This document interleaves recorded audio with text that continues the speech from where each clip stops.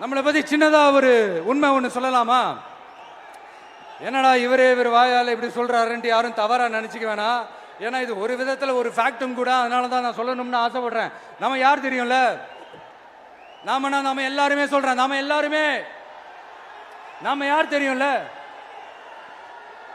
இந்தியாவின் மாபெரும் மக்கள் சக்தி கொண்ட ஒரு மகத்தான வெகுஜன மக்கள் படை.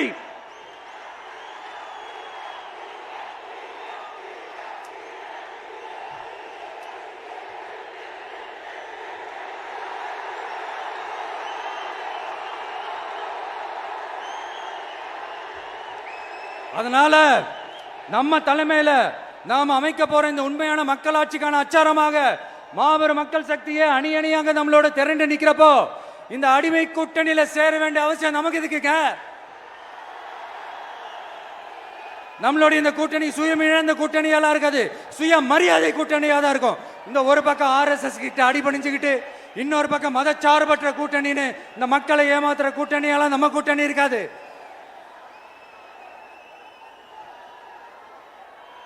நான் இப்பவும் சொல்றேன், நம்மளை நம்பி வர்றவங்களுக்கு ஆட்சியிலும் அதிகாரத்திலும் உறுதியாக பங்களிப்பு செய்யப்படும். உடனே இந்த கேள்விகள்லாம் வரும். அப்ப யாரு கூட்டணி, யாரு வரா, யாரு போறா, இந்த கேள்விகள்லாம் வரும். இந்த கேள்விகளுக்கெல்லாம் ஒரே ஒரு பதில் தான், சஸ்பென்ஸ்ல சஞ்சாரம் செய்யுங்க. ஆனா ஒண்ணு, 2026ல 2 பேருக்கு நடுவுல தான் போட்டியே. ஒன்னு TVK, இன்னொன்னு DMK. இந்த போட்டி எப்படி இருக்க போதுன்னா, இந்த அலையன்ஸை வச்சு எப்படியாவது நம்ம தப்பிச்சிடலாம். என்ன இந்த பழைய இந்த மேத்தமேட்டிக்ஸ், அரித்மேட்டிக்ஸ் இதெல்லாம் வச்சு எப்படியாவது நம்ம தப்பிச்சிடலாம் அப்படின்னு நினைக்கிறவங்களோட அந்த கனவு ஒரு நாளும் மெய்ப்படாது. சரி, இப்ப நம்ம வேற ஒரு ஏரியாவுக்கு ஒன்று வருவோம். எதிர்காலம் வரும், என் கடமை வரும், இந்த கூட்டத்தின் ஆட்டத்தை ஒழிப்பேன்.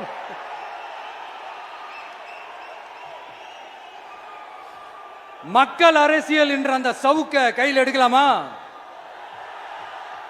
யாருக்கு எதிரான தானே கேட்கிறீங்க? வேற யாரு? மறைமுக உறவுக்காரர்களான பாசிச பாஜகவும் பாய்சன் திமுகவும் தான். மாண்புமிகு பிரதமர் நரேந்திர மோடிஜி அவர்களே 3வது முறையா ஒன்றியத்தோட ஆட்சி அதிகாரத்தை நீங்க தானே கையில் வச்சிருக்கிறீங்க. இல்ல, நாங்க தெரியாம தான் கேட்கிறோம். நீங்க ஆட்சிக்கு வந்தது ஒட்டுமொத்த மக்களுக்கும் நல்லது செய்யவா, இல்ல நம்மளுடைய இந்த இஸ்லாமிய நண்பர்களுக்கும் இஸ்லாமிய தோழர்களுக்கும் எதிராக சதி செய்யவா? மக்களுக்கு உங்ககிட்ட கேட்கறதுக்குன்னு ஏராளமான கேள்விகள் இருக்குது. அதனால அவங்க சார்பா, அவங்கள ஒருத்தனா, அவங்களோட ஒரு உண்மையான ஒரு பிரதிநிதியா உங்ககிட்ட சில கேள்விகள் கேட்கணும். மிஸ்டர் பிரைம் மினிஸ்டர் அவர்களே, நம்ம தமிழ்நாட்டு மீனவர்கள் கிட்டத்தட்ட ஒரு 800 பேருக்கு மேல இலங்கை கடற்படையால தாக்கி அழிக்கப்பட்டிருக்கிறாங்க. அதை கண்டிக்கிறதுக்காக உங்களை பெருசா எதுவும் செய்ய சொல்லல, சின்னதா ஒண்ணு மட்டும் செஞ்சு கொடுங்க. இனிமேலாச்சும் எங்களுடைய மீனவர்கள் பாதுகாப்பா இருக்கிறதுக்காக இந்த கச்சத்தீவை இலங்கை கிட்ட இருந்து மீட்டு கொடுத்துருங்க, அது போதும். உங்களுடைய இந்த முரட்டு பிடிவாதத்தால நீங்க நடத்துற இந்த நீட்டு தேர்வு, அதனால இங்க என்னென்ன நடக்குதுன்னு சொல்றதுக்கே மனசு வலிக்குது. அதனால அந்த நீட்டு தேர்வு தேவையில்லைன்னு அறிவிச்சிருங்க, அது போதும். செய்வீர்களா திரு நரேந்திரபாய் தாமோதர் மோடிஜி அவர்களே?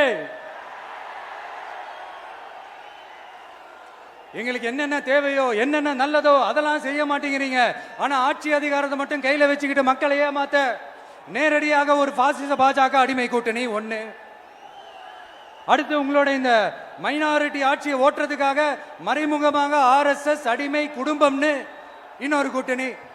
இப்படி மக்கள் சக்தியே இல்லாத இந்த ஊழல் கட்சிகளை மிரட்டி அடிபணிய வச்சு 2029 வரைக்கும் சொகுசு பயணம் போயிடலாம்னு திட்டம் தீட்டி வச்சிருக்கிறீங்க. அதானே ஜி? என்ன ஜி? ஒண்ணு மட்டும் சொல்றேன், தெரிஞ்சுக்கங்க. என்னதான் நீங்க இந்த நேரடி மறைமுக கூட்டணி குட்டிகரணம் போட்டாலும் தாமரை இலையில தண்ணியே ஒட்டாது. தமிழக மக்கள் மட்டும் எப்படி ஒட்டுவாங்க?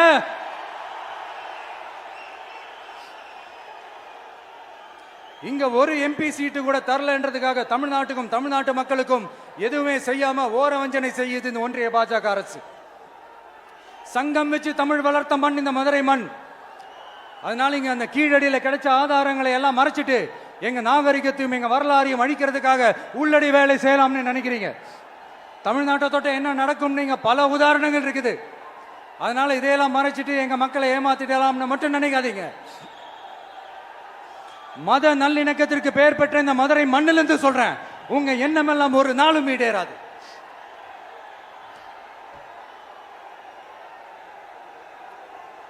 எம்ஜிஆர்னா யார் தெரியும்ல, அவர் மாஸ்னா என்னன்னு தெரியும்ல.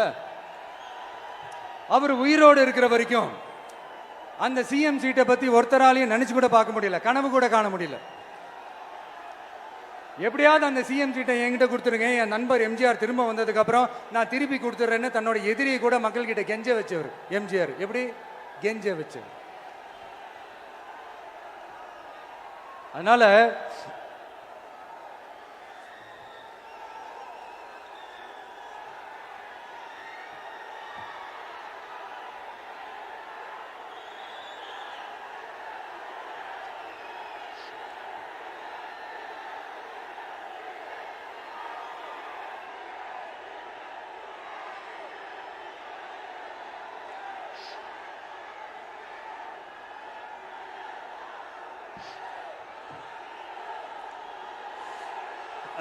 ஆனா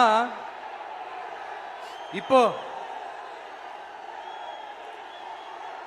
அவர் ஆரம்பிச்ச அந்த கட்சியை, எம்ஜிஆர் அவர்கள் ஆரம்பிச்ச அந்த கட்சியை கட்டி காக்கிறது யாரு? இன்னைக்கு அந்த கட்சி எப்படி இருக்குது அதை நான் சொல்லிதான் உங்களுக்கு தெரியணுமா என்ன? அப்பாவி தொண்டர்கள் அதை வெளியில சொல்ல முடியாம வேதனையில தவிக்கிறாங்க.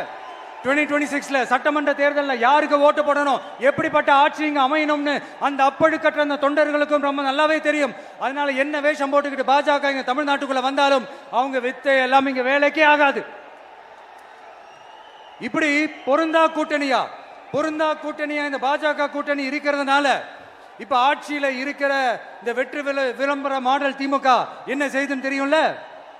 பாஜகவோட உள்ளுக்குள்ள ஒரு உறவை ஒன்று வச்சுக்கிட்டு வெளியில எதிர்க்கிற மாதிரி ஒரு டிராமா ஒன்று பண்ணிக்கிட்டு, எதிர்கட்சியா இருந்தா போங்க மோடின்னு பலூன் விடுறது, ஆளுங்கட்சியா இருந்தா வாங்க மோடின்னு கொடை பிடிச்சுக்கிட்டு கும்பிடு போடுறது. இது மட்டுமா? ஒரு ரைடுன்னு ஒன்று வந்துட்டா போதும், இது வரைக்கும் போகவே போகாத ஒரு மீட்டிங், அதை காரணம் காட்டி டெல்லிக்கு போறது, அங்க ஒரு சீக்கிரட் மீட்டிங் நடத்துறது. நல்லா நோட் பண்ணணும் மக்களே, அந்த மீட்டிங் அப்புறம் இந்த இஷ்யூ அப்படியே காணாம போயிருக்குமே. அதேதான் Stalin uncle, what uncle is very wrong uncle.